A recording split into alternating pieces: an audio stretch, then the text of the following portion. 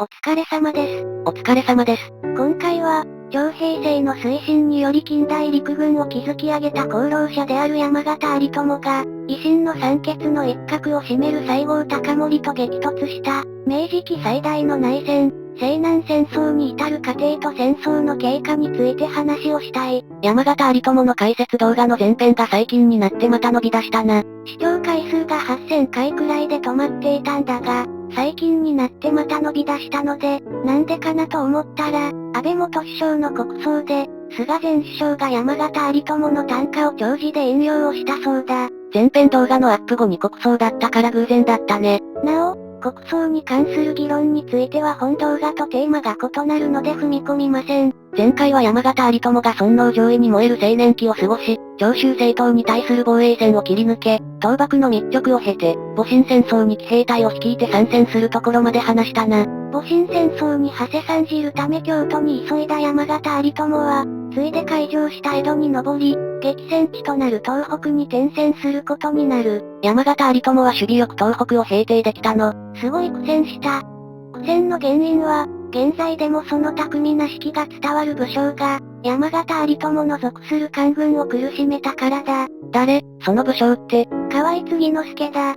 官軍が苦しめられた北越戦争で長岡藩軍の指揮を取り、ガトリング砲などで官軍の予想を覆す前線を見せた人物だ。山縣有朋は東北諸藩の正統軍参謀として、供養である上官らを補佐しつつ長岡城の攻略を目指し、長岡藩軍と交戦した。しかしながら、山縣有朋が参謀として舵取りを担う官軍は非常に苦戦を強いられた。なんで苦戦したの？官軍といえど諸藩の連合軍なので圧力がしばしば起きて緊密な連携を欠き、また、河合継之助の巧みな指揮に翻弄されて、一回占領した長岡城を河合継之助率いる軍に再び奪われるなど、山縣有朋は同郷の友人らを失いながらも奮闘したが前線とは言い難い状況だった。大量の増援軍を得て、ようやく官軍は長岡城を再度制圧し、北越戦争は事実上終結、部隊は会津戦争に転戦していった。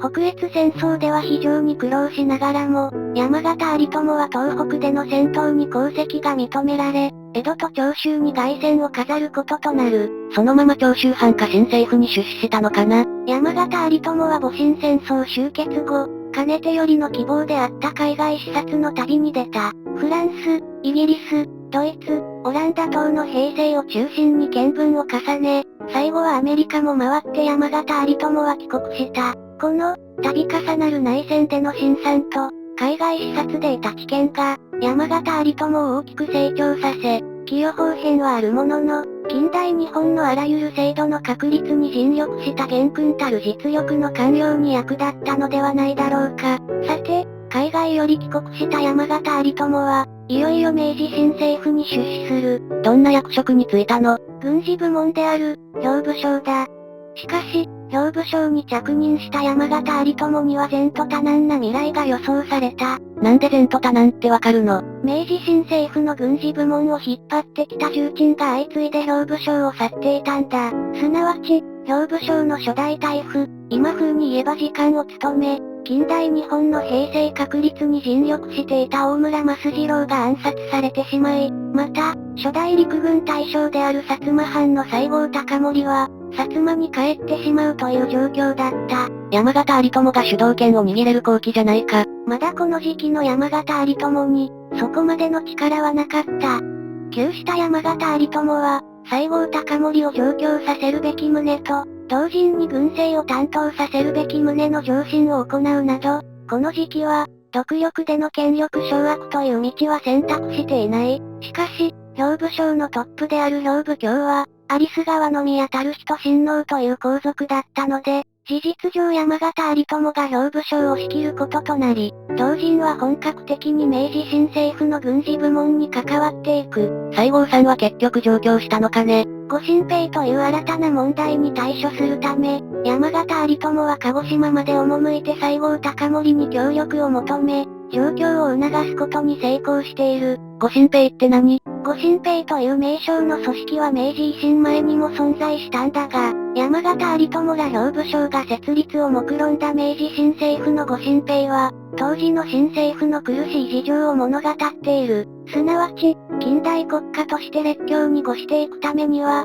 当時の世界情勢から言って自前の軍事力は必須の要件であるという認識が政府内では共有されつつも、新政府には自前の軍事力がない状況だった。薩摩藩や長州藩の武士は、それらは藩の軍事力であって、明治天皇を頂点とする新政府の自前の軍事力ではなかった。そこで、兵部省は、薩摩藩、長州藩、土佐藩から憲兵を募り、これをもって新政府の兵団たる御新兵を組織しようとした。この御新兵の組織により、新政府は、各藩が猛烈に抵抗するであろう廃藩置県や租税制度の刷新を起としていたと言われる。そして、御新兵の設置により明治新政府は自前の軍事力をようやく確保し、廃藩置県を断行する。山形有朋も兵部大夫に昇進し、陸軍の創設業務、すなわち海陸軍系率の制定による軍機の確立、将校教育システムの整備、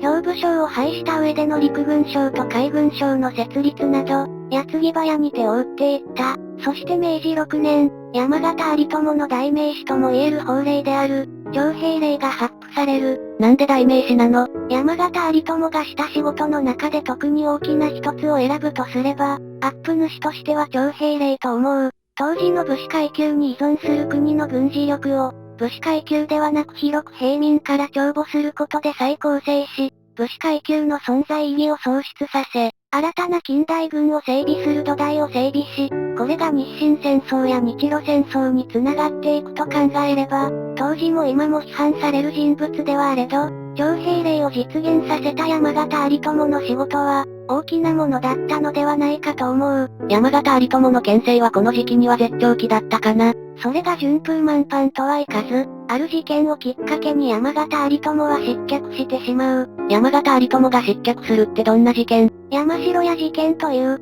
陸軍と御用軍需承認の疑獄事件だ。同事件の渦中の人物である御用承認の山城屋和助は、陸軍省を債権者として、公金から支出された金印を借り受けていたんだが、この金印を投じた相場で失敗しちゃって、返済が焦げついた結果、問題が表面化したんだ。陸軍から金を借りて投資して焦げつかせるとか勇者だな。山城屋は騎兵隊の出身で、その出自から山形有朋とは懇意だったとみなされる状況だった。陸軍省の実質的主導者である山形有朋は山城屋の不祥事に無関係ではおれず、また、長州閥に反感を持つ陸軍内の他の藩閥からも攻撃を受ける事態となった。御新兵から解消された近衛兵を指揮する役職である近衛都督も兼務していた山形有朋は、やむなく辞表を提出し、追って陸軍大夫の職も辞することになった。山城屋さんはお咎めなしだったの？切腹したそうだ。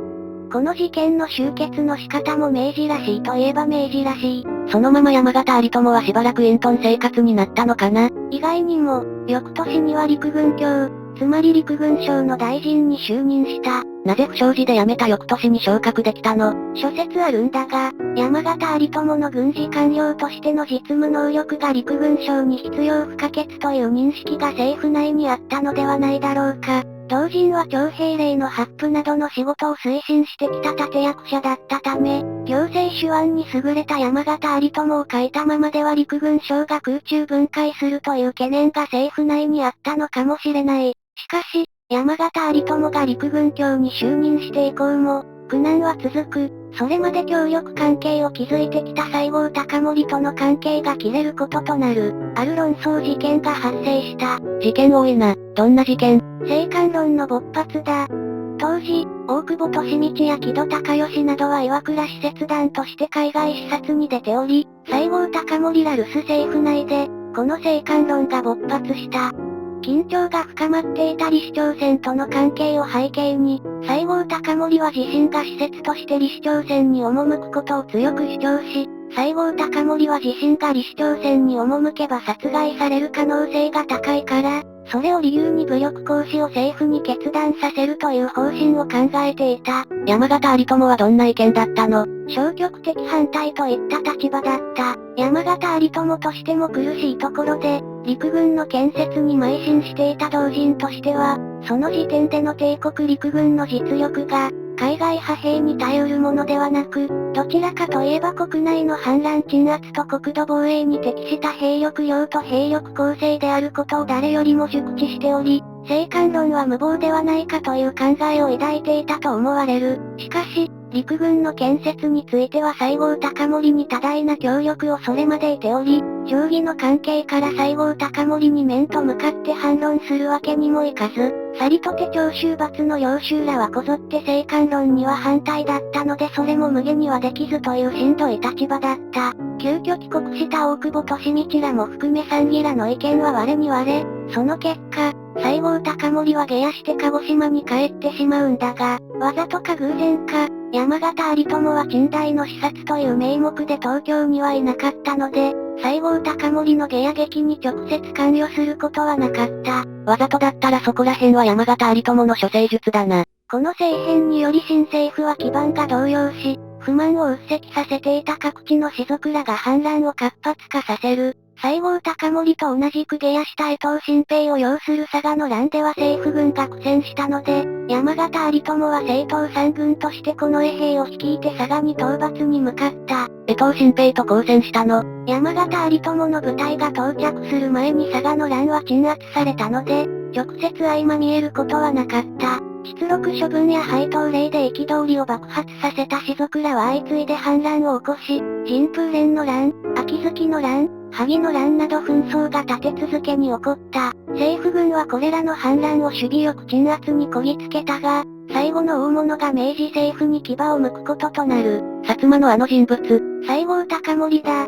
同人は下野後に鹿児島に帰り、士学校を組織して士族らの教育に携わっていた。しかし、次第にこの士学校の一派が鹿児島で政治力を持つに至り、新政府は警戒を強めていく。そして、鹿児島に備蓄されていた弾薬類をめぐる争奪事件である弾薬略奪事件を契機として、士学校と新政府の緊張が高まり、西郷隆盛を囲む士学校等は出兵を決意。ここに明治期最大の内戦である西南戦争が始まった。西郷軍は熊本城を奪取すべく進軍を開始し、ほどなく明治政府も正統軍を組織して九州に派兵する。正統軍で山形有朋はどういう立場だったの？正統軍の総督は有栖川宮樽人親王だ。新政府において兵部卿や元老院議長を務めた重鎮の宮様だ。有栖川宮樽人親王総督のもとに、三軍として陸軍の山形有朋、海軍の河村住吉が任命された。総督が宮様だったこともあって、陸における実質的な総司令官は山形有朋であり、ここに西郷隆盛率いる薩摩武士を中心とする軍勢と、山形有朋率いる徴兵令の軍勢とがぶつかる構図となった。つまり武士対平民の戦いってこと？先に言ってしまうが、山形有朋は農民や商人から徴募された近代軍によって、薩摩武士を打ち破る構想を抱いていたが、結局、武士の力に頼ることになってしまう。西郷軍は熊本城を九州制圧の要衝と捉え、熊本城の包囲戦を行った。これに対し熊本城に籠城して頑強に抵抗したのが、土佐の名将、陸軍軍人の谷田敵だ。当チャンネルで直近10動画中10位の低視聴回数を叩き出した解説会の武将だな。谷田敵は全く悪くないけどね。マニアックだからメンバーシップ限定の動画にすべきか迷った武将だったことが思い出される。谷田敵もまさか戊辰戦争の同志である薩摩の武士らに城を包囲されるとは、倒幕の時には思ってもいなかっただろう。さて、山形有朋の動きだが、東京から出陣する前より、すでにその仕事は始まっていた。出陣の準備的な、より全国的な仕事だ。山形有朋は、各地に整備していた鎮代。これは後に師団に進化する組織だが、各鎮代の兵力を一挙に九州に派兵するのではなく、各地域の治安維持に必要な兵力は残しつつ九州に転用できる兵力を抽出し、これをもって正統軍を編成するという、軍事官僚山形有朋の手腕が発揮される作業をまず遂行する必要があった。なんで抽出なの？全鎮代の全兵力を西郷軍にぶつけた方が得策でないの？西郷軍の決起により、明治政府に対する不満がマグマのように溜まっていた士族、特に旧幕府軍に属した藩の士族らに、俄然反乱の機運が高まっていたんだ。陸軍省を預かる山形有朋としては、これら日本全国の反乱を予防する必要があると考え、全近代の全兵力の転用は危険という判断があった。しかし、その配慮の必要ゆえに、当初の正統軍は兵力量において西郷軍に劣っていた。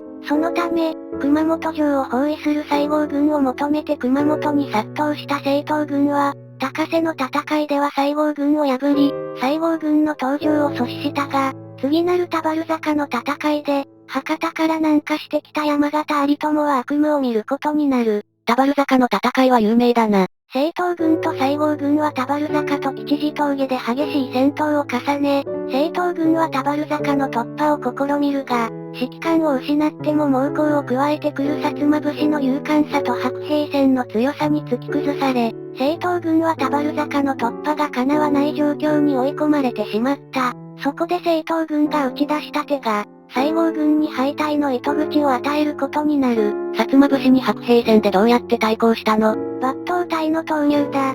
現在で言えば警視庁にあたる東京警視本所が西南戦争にあたり、警察官で構成される臨時編成の部隊を正統軍に派遣していた。この警視隊の旅団から白兵戦用に剣術に優れた人員を抽出して編成した特別部隊こそ、正統軍が切り札として繰り出した抜刀隊だ。この抜刀隊の編成と投入には山形有朋も浅からぬ関わりを持っている。どう関わってたの？徴兵令と山形有朋の関係はしつこいくらいに言及しているが、平民で構成される近代軍を育て上げ、武士階級に依存する戦力構成から脱却することを、山形有朋はいろんな批判を受けながら耐え続けて模索し、実行していった。そして、この西南戦争で、薩摩武士を主体として構成される西郷軍を、平民から徴兵で集めた陸軍で破ることができれば、この山形有朋の構想は日の目を見たんだが、